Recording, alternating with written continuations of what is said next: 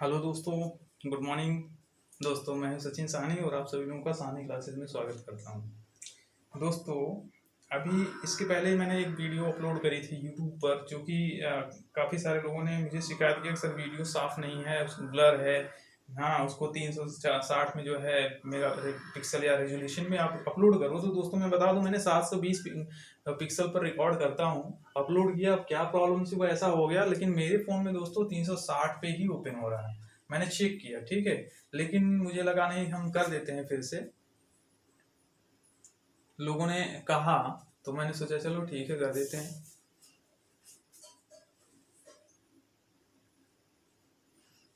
तो दोस्तों आज मैं ये दोबारा से एक नया रिवाइज्ड वीडियो बना रहा हूँ आप लोगों के लिए। तो उससे पहले दोस्तों मैं कुछ चीज़ें बता दूं।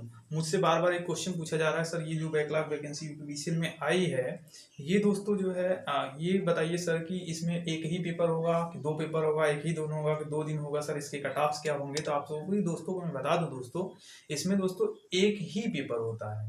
एक पेपर होता है और 2 पार्ट में होता है, यानी 2 पार्ट में होगा। पहला पार्ट हमारा कंप्यूटर ओ लेवल होता है, जो कि 50 क्वेश्चन रहेगा। उसमें आपको 50% लाना है, यानी 50 में से आपको 25 नंबर लाना है, वो भी 1/4 माइनस मार्किंग है।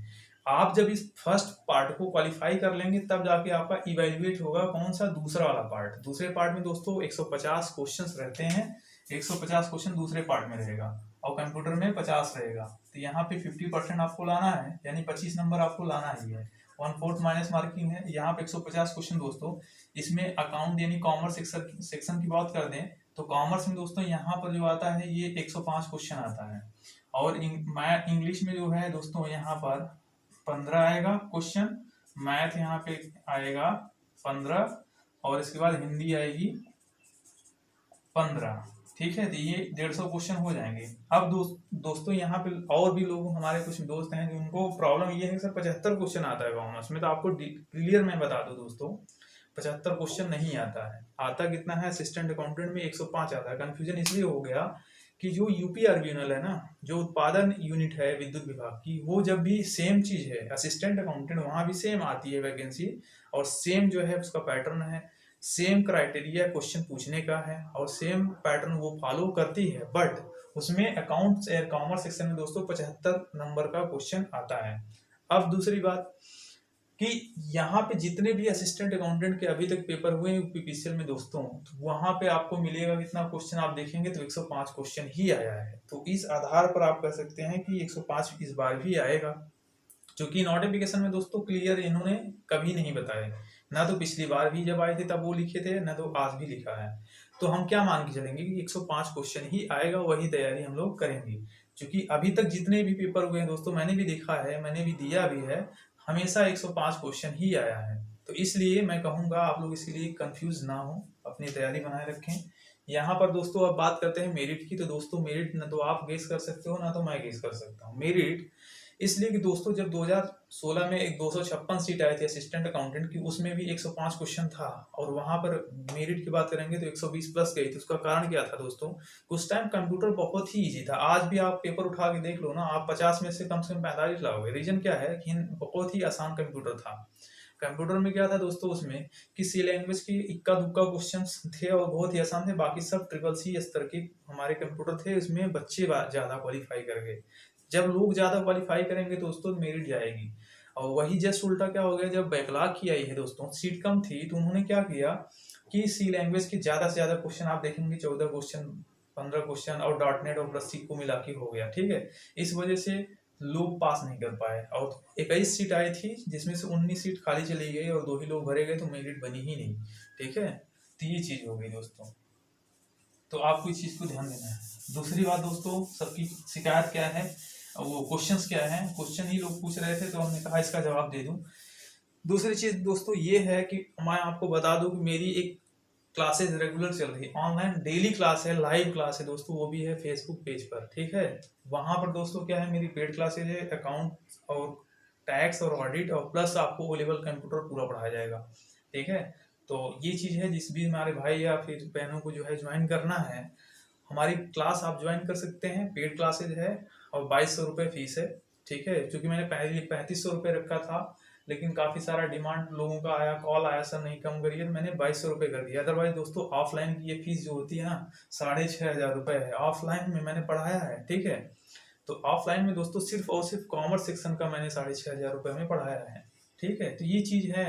तो फिलहाल ऑनलाइन में आपको इसका फायदा मिल रहा है दोस्तों, आप ज्वाइन कर सकते हैं, घर पे रह के पढ़ सकते हैं, बाहर आने की कोई ज़रूरत भी नहीं है, और सारी व्यवस्थाएं और सारा प्रैक्टिस आप अपने घर से कर सकते हैं। बस ये है हमारा जो काम है मैं कराऊंगा, आप लोग पढ़िए और अपने दोस्तों में शेयर करिए, उनको भी बताइए कि हाँ एक चीज़ है, ऐसा ऐसा है, ठीक है। आपको फायदा मिलेगा, बेनिफिट मिलेगा, नोटिफिकेशन आपको जाएगा, बेल आइकन आप जब दबाए रहेंगे तब। तो दोस्तों ये हमारा लेक्चर 3 का रिवाइज वीडियो मैं बना रहा हूँ, और आज देखते हैं कोई ऐसा ही मॉडल, क्योंकि इसके पहले जो वीडियो थी ब्लर हो गई थी, कोई बात नहीं है, चलो फिर से डालते हैं, ठीक है। और हमारा चैनल जो है टेलीग्राम चैनल लिंक में दोस्तों आपको मिल जाएगा, ठीक है दोस्तों। तो स्टार्ट करते हैं। ओएसआई मॉडल दोस्तों क्या होता है? ओपन सिस्टम इंटरकनेक्टेड इसका फुल फॉर्म है, जो कि एग्जाम में पूछे गए हैं यूपीपीसीएल और ऑरिजिनल में, ठीक है। Open system interconnected full form होता है। फुल फॉर्म तो दोस्तों 2-4 ठो आ ही जाता है, ये इसका फुल फॉर्म हो गया। ये एक तरीके का रेफरेंस मॉडल है, किसका है? ऑफ टीसीपी आईपी, यानी कि जो टीसीपी आईपी मॉडल है उसका ये हमारा क्या है? रेफरेंस मॉडल है, यानी इसी से निकलकर टीसीपी आईपी कह सकते हैं आई है, ठीक ना। जो कि टीसीपी आईपी में दोस्तों इंपॉर्टेंट क्या है, पिछली बार क्वेश्चन पूछा था कि कितने लेयर होते हैं, तो टीसीपी आईपी में दोस्तों 4 लेयर होते हैं, जबकि हमारा ये ओएसआई मॉडल जो है ना, इसमें कितने लेयर हैं दोस्तों? आपके सामने है, 7 लेयर होते हैं। इसमें कितने लेयर होते हैं दोस्तों? 7 लेयर होते हैं, 7 लेयर। अब बात करते हैं दोस्तों, ये ओएसआई मॉडल डेवलप कब किया गया था? तो ये दोस्तों 1976 में किया गया था आईएसओ के द्वारा, यानी कि इंटरनेशनल स्टैटिकल ऑर्गेनाइजेशन के द्वारा इसे डेवलप किया गया था, ठीक है। तो ये चीज हो गई। बाकी अब बात करते हैं कि फर्स्ट लेयर कौन सी है, सेकंड लेयर कौन सी है। ये ज्यादा प्रॉब्लम कंफ्यूजिंग होता है कि सर फर्स्ट लेयर कौन सी है, सेकंड लेयर, क्योंकि ये पूछा गया है लेयर 1, लेयर 2, लेयर 3 के बारे में पूछा जाता है। अचानक से पूछ लेगा कि लेयर 3 क्या है, उस पर क्या काम होता है, ये चीजें आपसे पूछ लेगा, तो आपको पता होना चाहिए कि एप्लीकेशन लेयर और हमारे लिए कब फर्स्ट होगी और कब 7th होगी। तो आपको ये चीज ध्यान देना कि सेंडर साइड आप हैं या फिर रिसीवर साइड है। जैसे ही आप सेंडर साइड में आएंगे तो आपके लिए ये एप्लीकेशन लेयर आपके लिए लेयर 1 हो जाएगी, और इसके लिए रिसीवर के लिए लेयर 7 हो जाएगी। ये चीज है। क्यों? क्योंकि जो सेंडर है ना, कोई भी मैसेज या एप्लीकेशन पे जो है कोई भी मैसेज टाइप करेगा, कोई इंफॉर्मेशन मतलब बनाएगा किसी को भेजने के लिए, वो किसी न किसी एप्लीकेशन या सॉफ्टवेयर पे काम करता है दोस्तों। तो वो एप्लीकेशन और सॉफ्टवेयर से नाम से पता चला एप्लीकेशन, तो वो एप्लीकेशन पर लेयर पर काम करेगा, फिर उसे अपने मित्र को सेंड करेगा सेंडर, इसलिए सेंडर के लिए वो एप्लीकेशन लेयर फर्स्ट हो जाती है, वही इसके लिए लेयर 7 हो जाएगी। अब कैसे होगी उसको हम लोग देखते हैं। यहाँ आप आइए, एप्लीकेशन लेयर पर दोस्तों क्या होता है, सभी सॉफ्टवेयर जो हैं हमारे वो आ जाते हैं। HTTPS जैसे हो गया, फाइल ट्रांसफर प्रोटोकॉल हो गया, है ना, टेलनेट हो गया, ये सारी चीजें और सारी जो भी एप्लीकेशन हैं वो हमारे फर्स्ट लेयर पे आते हैं। किसके हिसाब से? सेंडर के हिसाब से, ठीक है।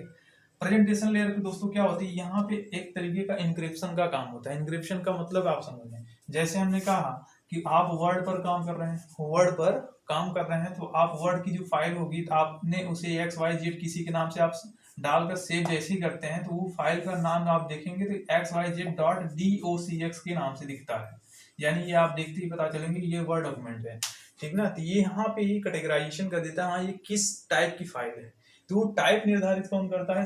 यहाँ पे प्रेजेंटेशन लेयर पे, ठीक। बात समझ में आई? जैसे एक्सेल है, एक्सेल पे आपने काम किया, कोई सीट पर काम किया, और उसे जब सेव करेंगे तो वहां पे लास्ट में .xlx जो है अपने आप जुड़ जाएगा। इसका मतलब क्या है कि ये हमारी एक्सेल सीट है।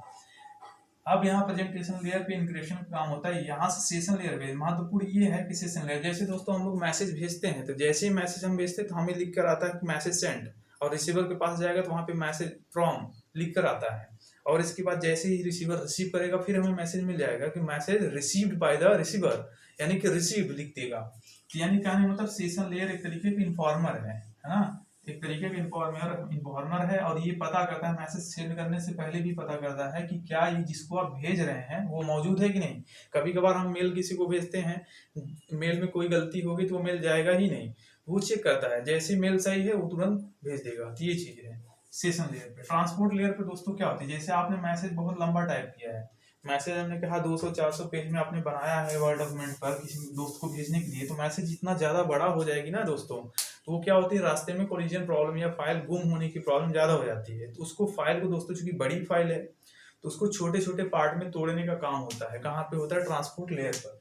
आप देखिए जैसे ये बड़ी सी मैसेज है, इसको दोस्तों छोटे छोटे ऐसे ही टुकड़ों में क्या करेगा, ट्रांसपोर्ट लेयर पर तोड़ दिया जाएगा। ऐसे छोटे छोटे टुकड़ों में तोड़ दिया जाएगा, जिससे आसानी से डेटा ट्रेवल कर सके। हम कहते हैं कि मान लो 100 पीस में तोड़ दिया है ना, 10-10 पीस में तोड़िए, एक तरीके का पैकेट बना देगा, ठीक है, जिससे हमारा मैसेज क्या करे दोस्तों, आराम से रास्ते में पाथ में कोई प्रॉब्लम ना हो, आराम से ट्रेवल कर सके। क्योंकि जो हमारा इंटरनेट का जो पाथ होता है उसमें बहुत सारे मैसेजेस ट्रेवल करते रहते हैं, इसलिए दिक्कतें होती हैं, कॉलिजन प्रॉब्लम ना हो, इसलिए छोटे छोटे हो गई। अब क्या होगा, यहाँ पे एक चीज मैं और बता दूं, जहां से क्वेश्चन पूछा था पिछली बार, टीसीपी और UDP. TCP transmission control protocol, UDP होता है यूजर डेटा ग्राम प्रोटोकॉल। तो यूजर डेटा ग्राम प्रोटोकॉल और TCP transmission control protocol.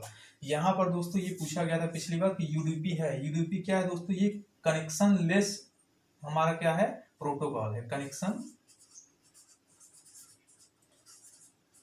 Less protocol है। जबकि हमारे टीसीपी क्या होती है, कनेक्शन ओरिएंटेड है, कनेक्शन ओरिएंटेड। ये हमारी क्वेश्चन पिछली बार ये पूछा था, तो आप याद रखे रहे।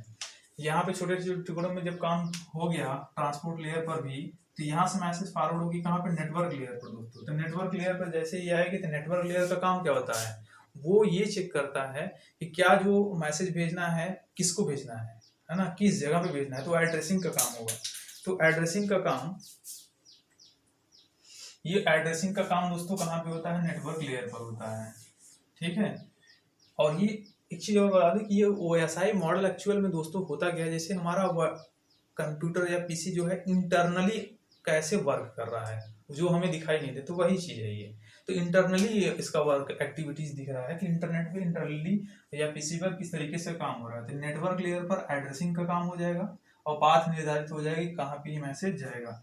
इसके बाद यहाँ से जब आता है डेटा लिंक लेयर पर, तो जो मैसेज या जो पैकेट यहाँ पे डेटा लिंक लेयर पर आता है, ये चेक करता है डेटा लिंक लेयर की जो पैकेट हैं, इसमें पैकिंग में कोई प्रॉब्लम तो नहीं है, इसमें एड्रेसिंग में चूंकि बहुत सारे पैकेट्स बन जाएंगे, तो सब पे एड्रेस प्रॉपर लगी है कि नहीं, सब पे सही से सील मोहर लगी है कि नहीं जहाँ पे जानी है।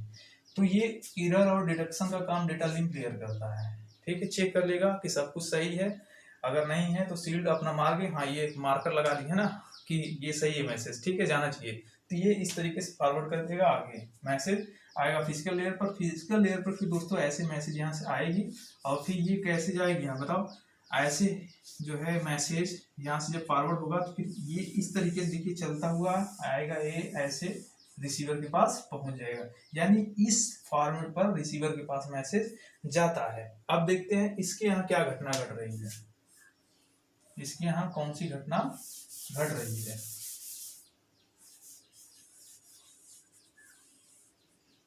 देखिए हमने कहा ना, ये क्या आपको दिख रहा है, एक तरीके से ट्विस्टेड पेयर केबल से आप देखते होंगे ना, जहाँ पे नेटवर्किंग हुई रहती है कंप्यूटर बहुत सारे पीसी, तो वहाँ पे जो वायर्स लगे होते हैं उसमें देखेंगे 4 पेयर में रहते हैं, जिसमें 8 मतलब वायर्स रहते हैं, ठीक है, वो ट्विस्ट किए रहते हैं ऐसे ऐसे फोल्डिंग में। जैसे ट्विस्ट का मतलब क्या है, ये वायर है ना, इसमें 2 ऐसे ही ट्विस्ट किए रहते हैं, तो ट्विस्टेड पेयर केबल इसी को बोलते हैं। जो 4 ट्विस्टेड पेयर केबल में जो है 4 नहीं कि 4 पेयर होता है, यहाँ पे ऐसे ऐसे करके आप नेटवर्किंग जब कराएंगे देखनी अपने यहाँ कभी, तो आपको दिखेगा ऐसे ही रहता है। तो जो आता है ना टेक्निकल पर्सन, वो इनको जो है इसी के माध्यम से, ये ट्विस्टेड पेयर केबल है दोस्तों। यहाँ पे क्या है, एक तरीके की पैकिंग है, ये पैक जो है इसको कवर किया रहता है ना, तो यहाँ पे 2-2 वायर के जोड़े इस तरीके से मतलब बने रहते हैं, 4 पेयर होता है।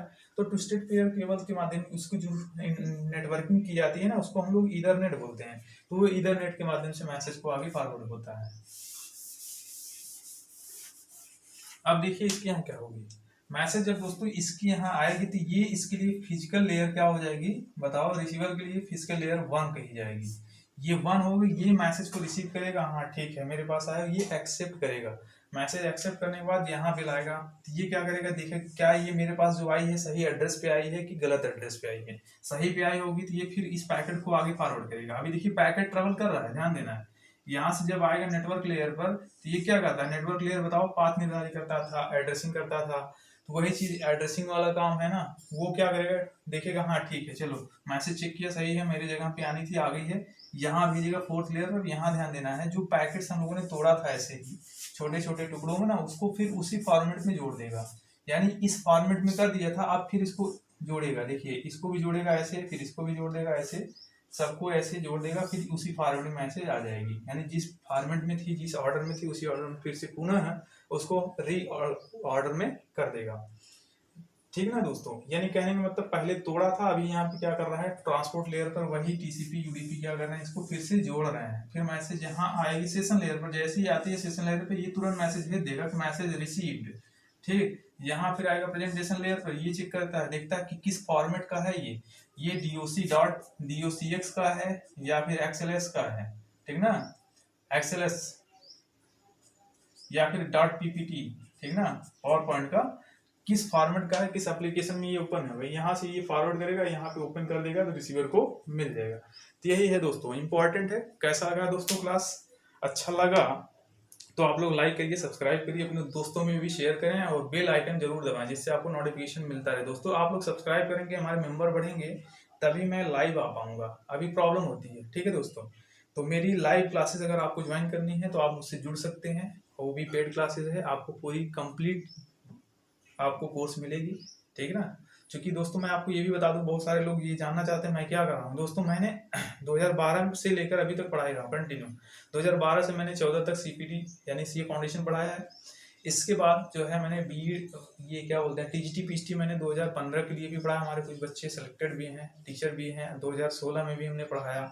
इसके बाद मैं जो है कंटिन्यू पढ़ा ही रहा हूँ, इसके अलावा मैंने यूपीसीएल भी पढ़ाया था इसके पहले भी। तो ये चीज़ है दोस्तों, और 2016 में भी मैंने पढ़ा था, बट उस टाइम मैंने दोस्तों दिया नहीं था। ठीक है, क्योंकि मैं सीए उस टाइम मेरा एग्जाम वगैरह था तो मैंने दिया नहीं था। तो आप लोग ये जान लीजिए मैं पढ़ा हूँ, यही एमकॉम किया हूँ दोस्तों मैंने, और सीए मेरा चल रहा है, डीएससी चल रहा है। ठीक है, और इसके बाद दोस्तों मैंने बीएड, अभी बीएड मेरा इस साल फाइनल हो जाएगा, क्योंकि मैंने बीएड 4 से 5 साल, मतलब मेरा इच्छा ही नहीं था कि मैं बीएड कर लूँ, ऐसे ही मैंने कर दिया। ठीक है दोस्तों, तो ये चीज़ है, आप निश्चिंत रहिए, उससे कोई मतलब नहीं है दोस्तों। आप लोग पढ़िए, मेरा काम है पढ़ाने का, आपको समझ में आना चाहिए चाहे कुछ भी हो। ठीक है, थैंक यू, बाय बाय।